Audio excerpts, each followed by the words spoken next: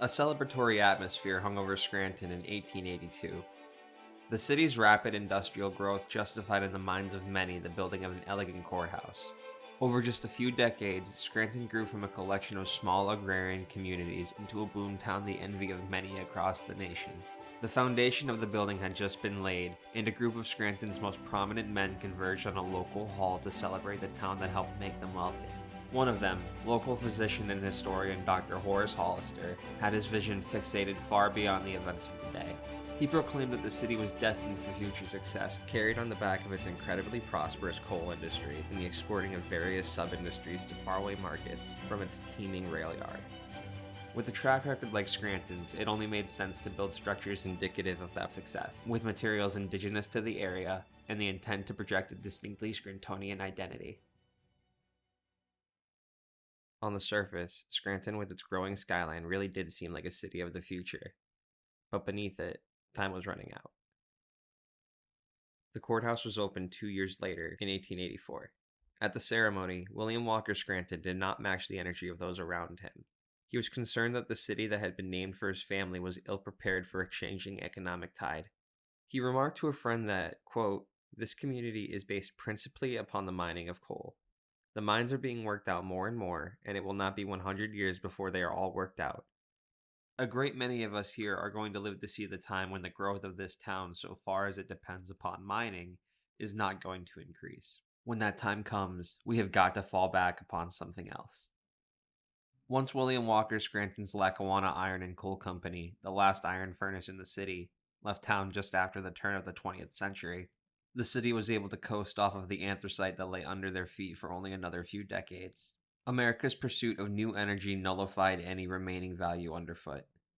Scranton's warning that the city's need to have a plan B had failed to attain the proper attention that it deserved, and as a result, the city that bears his name and the one that he left for greener pastures fell into a long, demoralizing economic slump.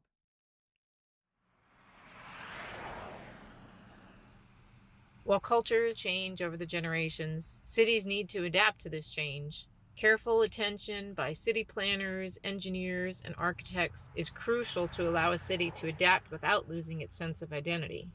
A city's character is very much interwoven with its history. Cities need to preserve and celebrate the traditions that bring in visitors and income. It's really important to have a long-term plan to preserve a city's character.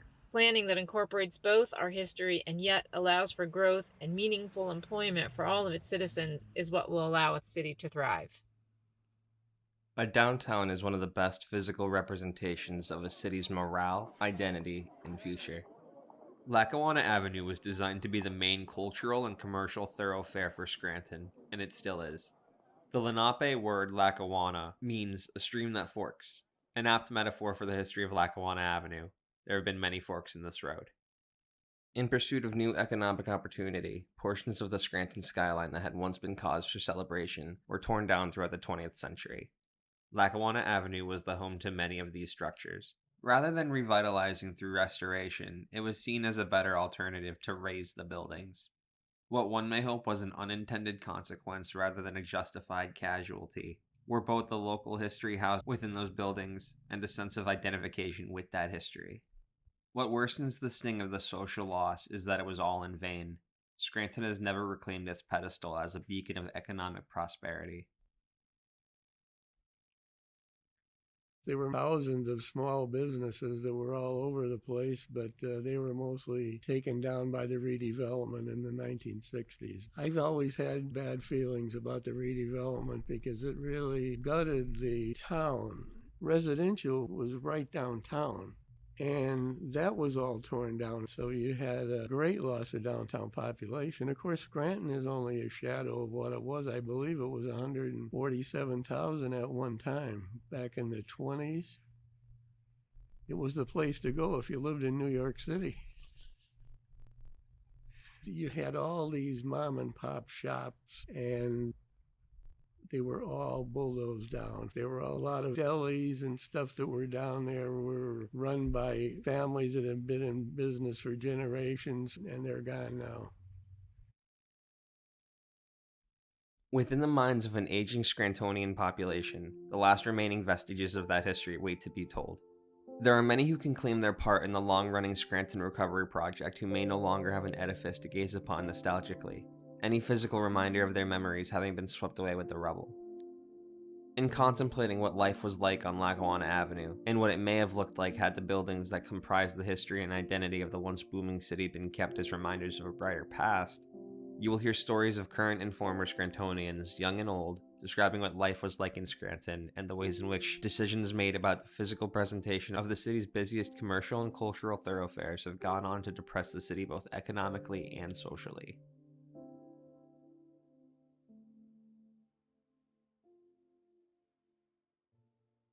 It was exciting those days because there was so much activity going around. It was much busier than it is now. Right at the end of our property, there was a railroad, the Erie Railroad at the time. They used to pick up coal cars at a breaker a few blocks away from my house. So when they first came down, they had a caboose behind the engine. They had to drop that and then go back up and come down and pick up the cars. So if you were waiting for them where they dropped the caboose, sometimes they take in the cab with them and let you ride up and back down. That was a real thrill when you were a kid. You know, the fire blazing and all the steam and all that. So that really hooked me on the train. There were so many railroads in this area because there were millions and millions of tons a year shipped out, and it was all done by rail.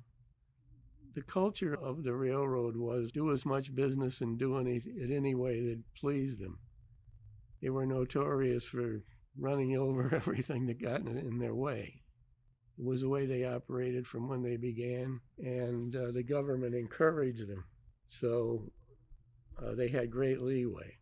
The mining companies and the railroads were intermeshed together, and the mining companies owned all the land. And when they sold, they reserved the right to mine coal. And they could do anything they had to do to recover the coal. So they thought nothing of burying houses. They did it. They caved them in. They didn't do anything at first to help it. If you had a house and the mine under it had a cave and that was a settlement, and your house went down in the mine, you were on your own. And I could tell you places right here, right near my grandfather's house. Back in the 1920s, my father moved a home with a team of horses to get it out of the way of an encroaching coal dump because the coal company was not going to stop dumping coal in that dump. And it just started spreading out. And it spread right up to the house close to it, within 20 feet, they said. So that shows you how they operated. After Second World War, oil became prevalent. Everybody put in an oil burner or gas heat. I mean, coal was really tough heat. If you had it in your house was full of dust from handling the coal. I mean, it was dirty. And it had ashes to take out. It was a huge pain in the you-know-what to take care of a coal furnace. So people were glad to get rid of them, unfortunately. I mean, when the mines closed down, it was hardship around here, really. They all went out of business like in the 60s. The Hudson Coal Company, which was the largest coal company around here, they shut down in the 50s. So that stopped the railroads because their main business from this area was hauling coal. So that just, the D&H Railroad shut down, the Erie and the O&W left, and that was it. It was a lack of industry that killed this area. I think the coal companies were successful in keeping the competition for labor out of this area because the job of a miner was extremely dangerous and tough. It was. When the shift ended, you'd see them walking through town, the hat on, the boots and everything, dressed as they were in the mine. Faces all black. That really impressed on me when I was a kid. So now, what do? Do you want to do that job? Or if Ford Motor Company came in here and put a plant in, they would have been mobbed with people wanting to work there. And the labor was here. I think the coal companies did a big job spreading maybe money around among the politicians and the politicians saying, well, we can't stop you from coming here, but you're not welcome. And no company would come here under those conditions. So I think they kept a lot of industry out of there. That I resent them for, maybe. If the Jewish people that had the wherewithal and knew how to do it didn't bring the dress factories in here when the mine shut down, this place would have been a crossroads, I think. I mean, that's the only thing that kept people going. Thousands of women went to work in the dress factories when their husbands couldn't get work. The others left. And it was an exodus out of here. Young people, they said, why stay here? What's here? It started before that, after the war, I think, when a lot of people came home from the war, young guys, and said, I'm not going in the mine. I'm not going to go down there and work.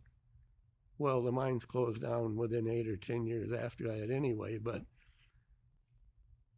that's what caused the loss. There was no jobs. Connecticut, hundreds of people went to Connecticut that I know.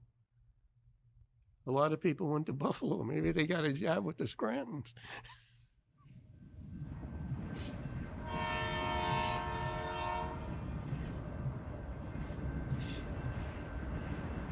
It was about 7:30 at night, unloading a train car to a tractor trailer. I remember the foreman at the time. His name was Hank. He looked at me and he goes, "Did your father get you this job?" I said, "Yeah, more or less." He said, "Doesn't he like you?" I said, "Well, I hope he does." After realizing how a summer job in a metal factory failed to either stimulate his mind nor pay enough to fund his college lifestyle, Tony asked his father if he could find him a job on Scranton's wholesale block. On the wholesale block, produce businesses would sell in bulk to local markets, with the goods being imported to the city by rail. Business had been booming for some time, $500 million modern dollars worth of it having been done annually in the early 1910s. The families that owned businesses on the block became known for the particular goods that they sold. Tony's grandfather was known as the celery man. The next day his father came home and told him he had a job loading and unloading at Notoriani's, and that he started at 6 a.m. the next day. Tony felt that he was in pretty good shape from the pickup baseball games he played, but would soon find out that he was ill-prepared for the lifestyle of hard labor found on the loading docks of the wholesale block. I can honestly say that first week was the most difficult week for me physically in my life. When I got home Monday after work, I was almost at the point of tears because I hurt so much. It wasn't like, well, you start at 6 and you end at 2, you don't end at 3. You end when they tell you to go home. You got paid by the hour. There was no overtime or anything like that. No taxes were taken out, which was great. And you got paid cash. Cash is king. Mr. Cognetti's office was on the second floor. He'd be sitting on his large oak desk. He was always busy in there. And he would give us cash. You took it. You went out and back in the alley. First thing you did, you opened it up, you counted it. So the one time I counted it, I said, "Oh, I don't know. I think I'm short $20." So I went back, and there were all these windows around it too. He could see it was me coming in. So I came in, and before I got anything out of my mouth, he said, "What took you so long?" I mean, at the time, I maybe was 19 years old. And he said, "Make sure you always, always, always count your money and make sure nobody tries to undermine you in any way, shape, or form." Everybody tried to work together. For instance, if you ran low and your truckload didn't come in, they'd simply call to Rosenstein and say, "Rosenstein has 3 crates of carrots for us." They'd go pick it up. If Rosenstein needed something, they were low on something, and they needed it to fill their order, they would come down. They helped each other out. They never said no, unless they were out of it. If you needed bananas, you went to Hazuri's for bananas. He was the banana man. If you needed tomatoes, you were running low, you went to Karam's. Everybody tried to help one another to survive. Nobody was trying to backstab anyone, which is a good way to live. I don't know if that would exist in today's world, you know. The kiss of death was when it was later in the day and they told you to go up the tracks and they said, "Pasquale needs your help." God bless him, Pasquale was the kiss of death. A lot of times he could unload an entire truck himself. The muscles in his arms would ripple. I wouldn't say we got to be friends, but we understood each other. So I find Pasquale. The celery came, and usually the train cars were packed up right to the door in ice. So by the time it got here, it was very wet.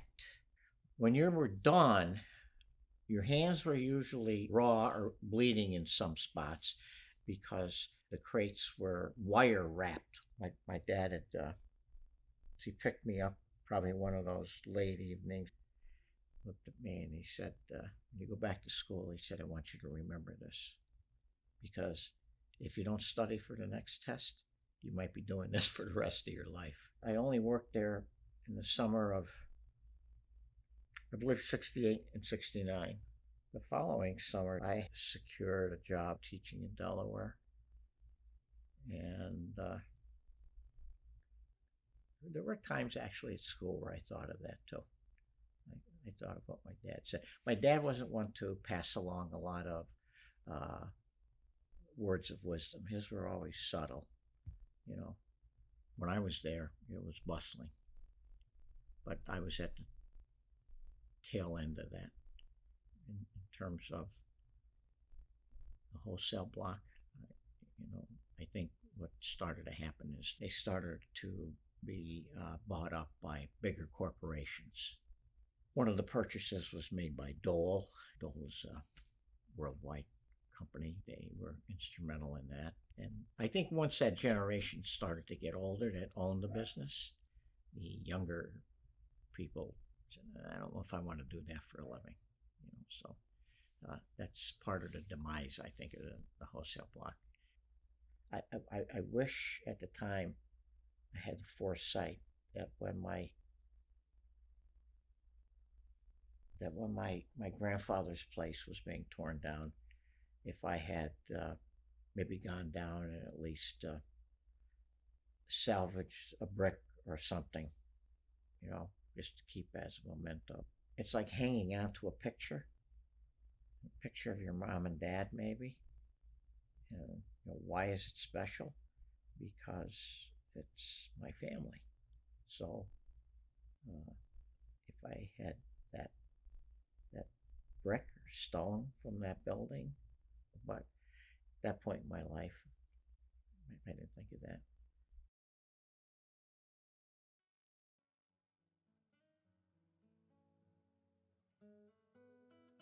Jane Butzner was born in Scranton in 1916. Her parents moved to town a decade earlier.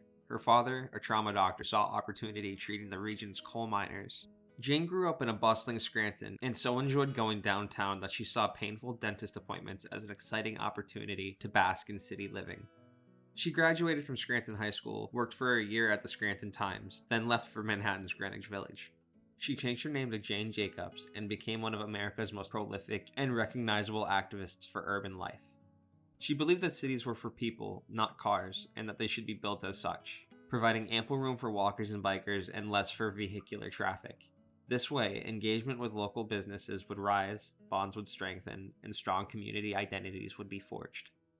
Without Jacobs, many of downtown Manhattan's most iconic neighborhoods and parks would have been destroyed to build a massive highway, the Lower Manhattan Expressway. After becoming the leader of the local movement against the Lomex, she was arrested in 1968 for inciting a crowd at a public hearing about the expressway.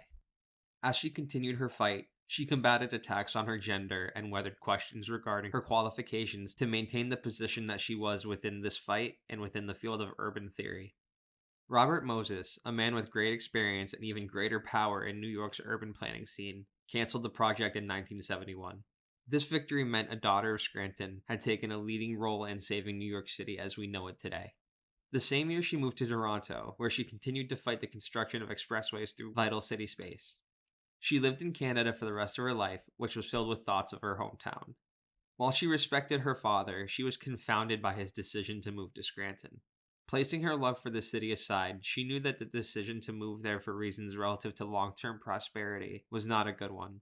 Scranton's ability to coast off of its several industries preserved the city's liveliness long enough for Jane to experience it into her teen years. Once they left, so too did the liveliness, and so too did Jane. The Scranton she knew and loved had become a distant memory, one that haunted her. In her book, Jane Jacobs' First City, Glenna Lang bridges the past with the present in a walk through Scranton.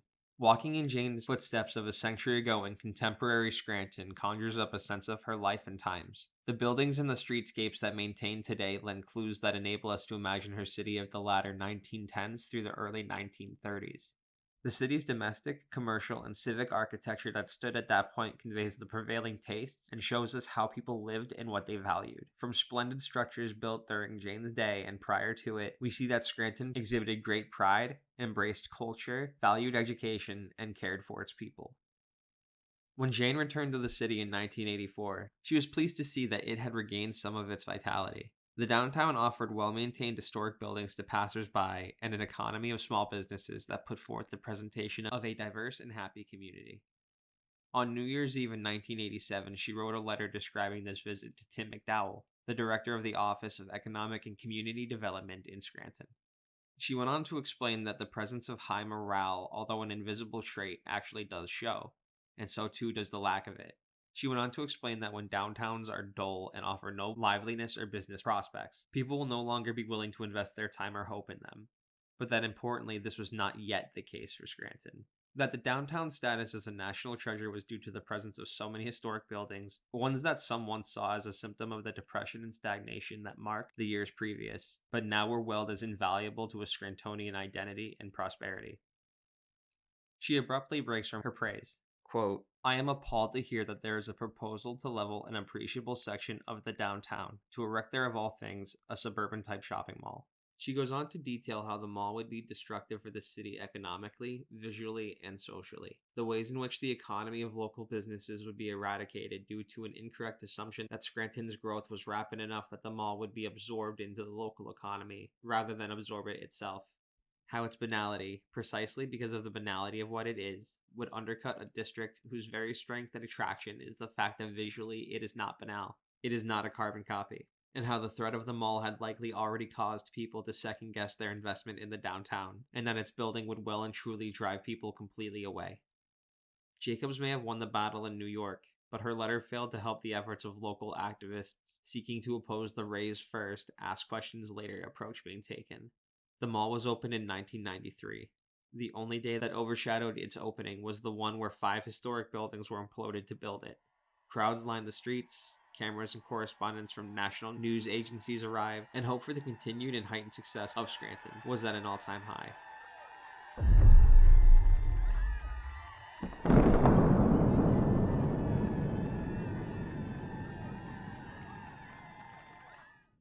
I remember the implosion day well because it happened to be during the sibling weekend at the University of Scranton. My younger brother, Mark, he was about 12 years old and was spending the weekend with me. They had all kinds of activities scheduled for the kids, mostly in the evenings. So, how are we going to entertain this 12-year-old boy?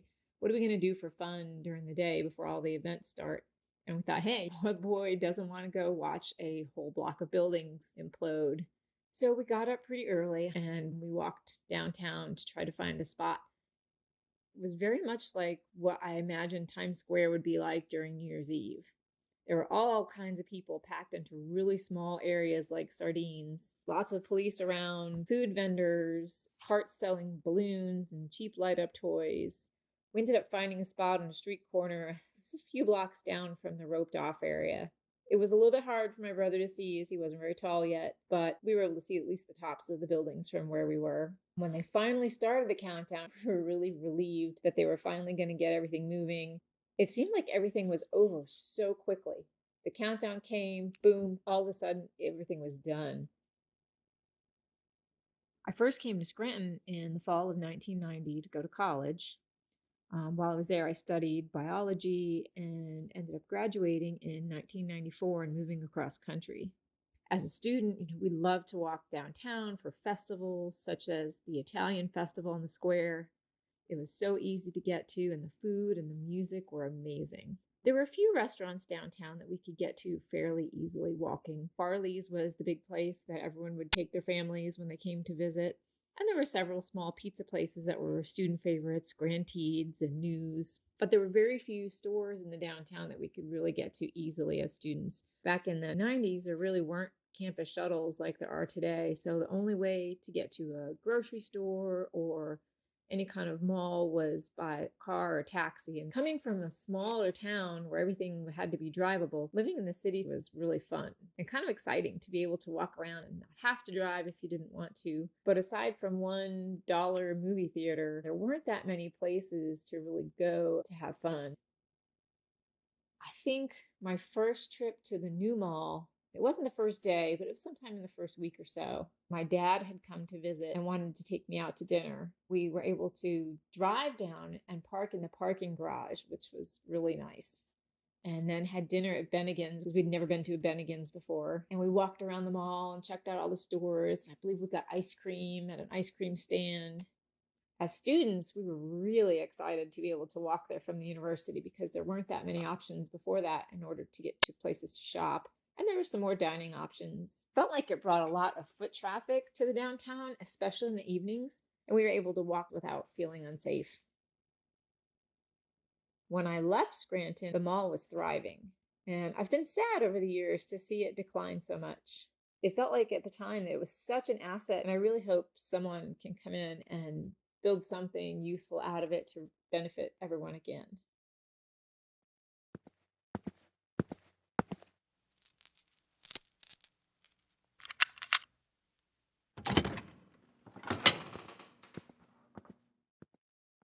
Across the country, malls are being slaughtered.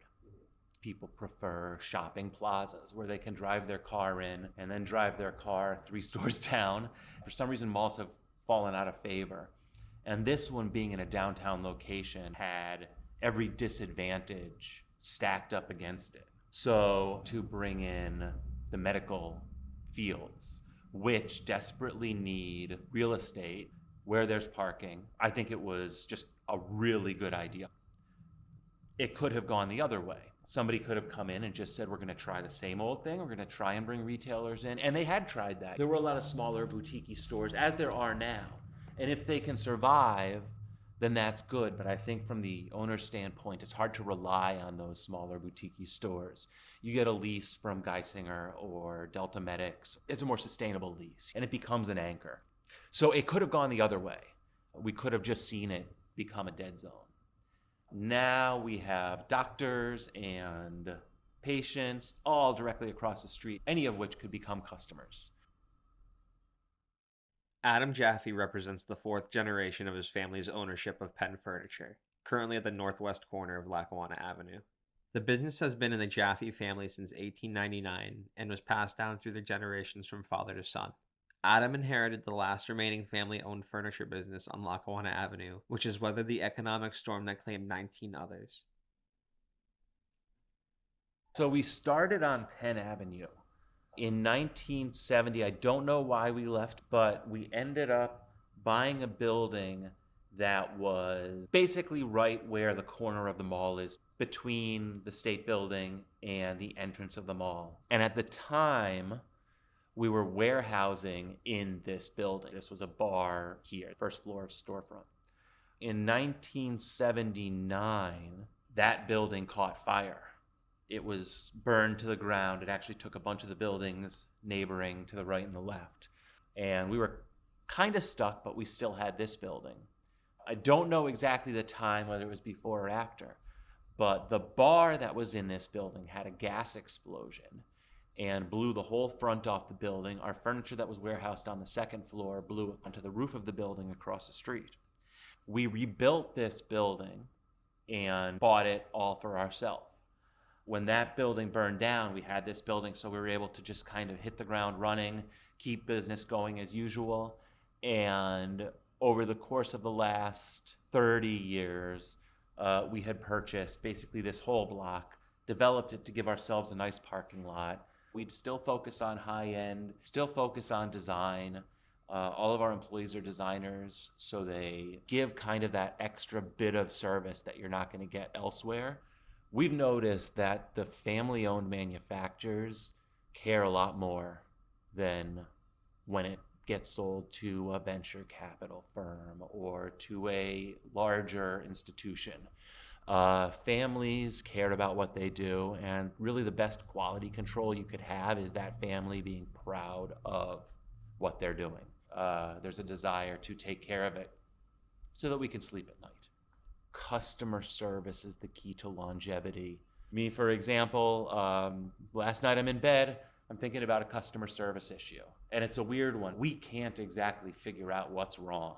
So I'm in bed thinking about this, like, who do we have to talk to? How do we figure out what the right thing is to do? And I think that's going to be the case when you do have family-based owners of any company.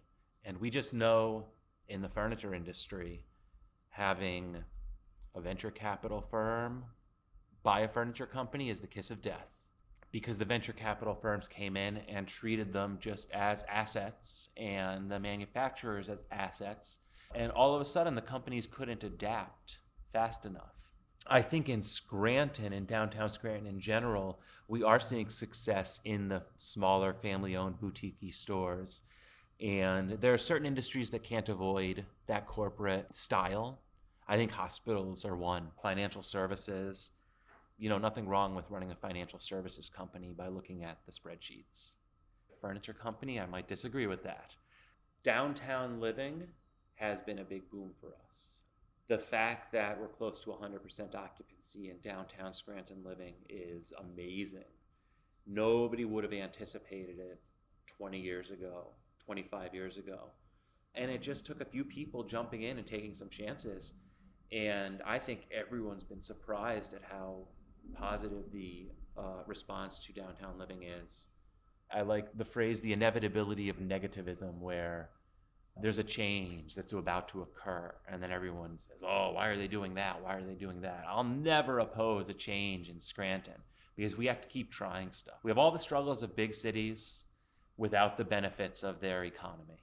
So I'll never say, oh, why are they doing that? That's a terrible idea. I think we invite any change anywhere. I know you're going to get the naysayers. Oh, why are they putting an aquarium into the mall? Oh, they're going to build the mall into kind of medical services. Why would they do that? Well, anyone that said that 5 years ago will have to change their idea, because all of a sudden it's successful and most likely profitable. So I think that's kind of the way we have to think in Scranton.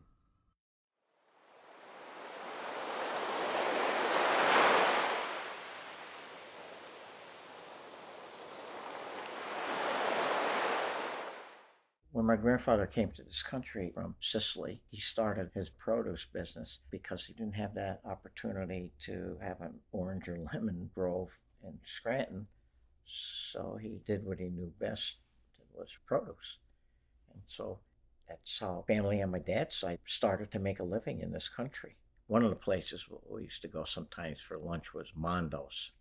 Walking down the wholesale block, Mondo's was the last building on the left. Mondo was an interesting guy. He was always in a good mood. One of his classic lines, he'd say, we're Mondo's on the Lackawanna, where everybody's wacky. And I don't know where he got the name Mondo, but it's stuck. It's stuck, yeah. It's stuck is right. Oh, God. Yeah. Good memories. I have good memories, yeah. It wasn't a job that I loved, but I'm glad I had that job. It was a learning experience, and there are certain smells of the wholesale block that are still with me today. It's weird. Do you think the wholesale block's memory is being honored in a way that you feel is apt, considering that now there's not much of it left? That's a good question. It would be my generation or older that would appreciate it. When they die off, what happens then? You'd need the younger generation to step up, fight the fight. In today's world, it all comes down to the dollar. I would look at some of these buildings and some of these older homes and say, don't tear it down. Let's see what we can do in terms of keeping it somewhat special. If the fight comes to the dollar, you're going to have a tough time. How do you think you bridged the gap between generations to make it important to them, so that the memory of the wholesale block lives on after those who were there are no longer here? I think the only way to bridge it is through education. You can introduce them to things like that in high school, but it takes a certain maturity. You have to look at certain things and say that this is where my parents lived and this is where they worked. So maybe we should keep it, or a part of it, maybe just as a reminder. And some people will never appreciate it. To them, newer is better. I feel that some of the things that's happening in the city is actually better right now than it was 10 years ago. But at the time, they probably figured this is the way to go. And they label it progress. Tear it all down, buy new. It would have been nice, but it would have been probably more costly to maybe leave at least one of the buildings there and say, okay, this particular building will be left here because it's part of Scranton's history. And it says something about the people that used to live here, or at least to work here, that live close by. There's more of a concern right now with some people to try to keep the parts of the past that are good, keep them close. Would you say that the buildings of the wholesale block and the ones that were torn down for the mall, would you say that those were salvageable?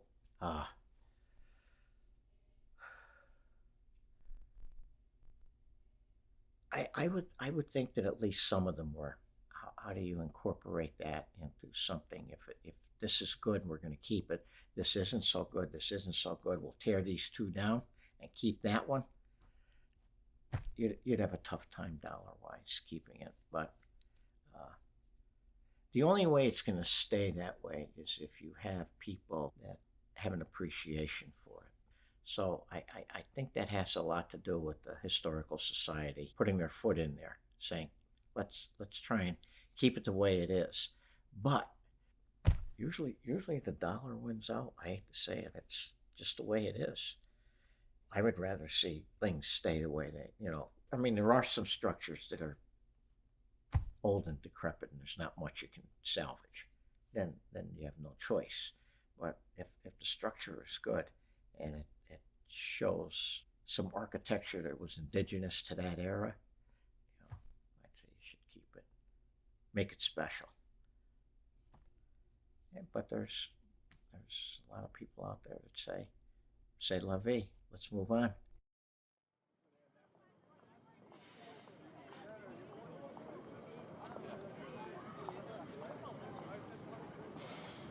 None of us were around in Scranton's heyday. I think the decline started early 20th century. It kind of just been going on since. I know even when we were kids, it seemed dilapidated, and the only thing there was the mall. And once that went down, it just seems like the morale in general went down. But I'd say Scranton's on the uptick. The University of Scranton always expanding, investing in the city. Businessmen buying out buildings and turning them into apartments. A lot of the kids that come in from New York and New Jersey to university, I know a lot to stay here just because Scranton feels comfortable, feels like home to them. I was born in Lima, Peru. That's in South America. It's the capital and the coastal city. And there's a financial district, a touristy district, local district. And then as you get to the suburbs, you start to see a little bit more like the traditional differentiation, like more of the culture. It's a very nice area. I try to go there every so often. There's just a lot to appreciate from being Peruvian. And the first thing I say is the cuisine. You wouldn't expect it. You would think the top 10 list of culinary countries in the world would be filled with like France, Italy, and it is. But then you have Peru, completely out of nowhere, in the top 10. I used to come back with the bulk chocolates, and one human being can only eat so much, and it's also good to make friends, so I'd always bring them and hand them out to a bunch of people. I feel like cuisine is the unifying thing in all of this. That's like something that brings so many peoples together. Obviously, I don't have a very thick accent. My complexion isn't too dark. It definitely does catch people off guard if I can speak fluent Spanish in front of them. But besides, like, oh, wow, I didn't know that, it doesn't really go past that. And that's actually where I start to get the questions where people are like, oh, so when did you come here? It's like, oh, I came here when I was 2 years old. What do you remember? Do you go back? And then they start asking questions of the culture. That's usually where the main conversations come from. And I'm always happy to talk about it. It's definitely nothing I'm ashamed of. I've heard stories of people that tried to hide their immigrant status at all costs. And you feel for people like that. But I always felt great pride coming from my country. I hope that the city continues to reinvest in itself. I know they're running a deficit and they were an at-risk city. They got off that list in the past 2 years or so. The upward trajectory is definitely something we could remain in. We just have to be aware, speak up when we have to, try to nip injustice in the bud. I won't lie, I'm not too well versed in local politics. I really only hear the headlines of when something does blow up, but I'd like to imagine that there are steps that can be had to nip these issues in the bud and hopefully not have them occur with the frequency in which they had occurred in the past. But Scranton's been good to me. They accepted me when I came in from South America when I was just 2 years old. There was no need for people to extend an olive branch. It's just always there. And I think that's just a testament to the healthy diversity that Scranton's cultivated over the years. Are there things I could fix and issues that I'd want to bring up? Absolutely. But I think that's one of the greatest forms of showing your appreciation for an area, when you can speak up on some of the things that are going wrong in it and wanting to improve it. And having the bravery to speak up even if people don't want to hear it.